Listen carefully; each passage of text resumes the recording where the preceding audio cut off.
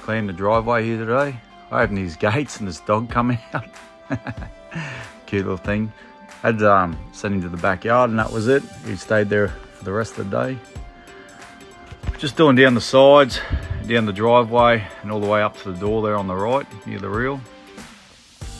Using the 30-inch whirlaway on here. Ken's over on the right hand side, he's using the little 20-inch. And yeah, it came up pretty good, this driveway, after we put a bit of algicide down and that, let it dwell for a bit. And then we always worked from the top. We worked all the way down the bottom of that, getting most of the dirt out. You see Ken here, he's just cutting in around the edges and that. There I am cutting around the edges. Sort of sprayed that side section, got all the dirt out and all the grime, a little bit down the driveway.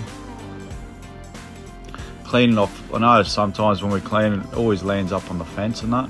So in the videos you'll see us cleaning the sides of the house and that, getting most of that grime and dirt off the side.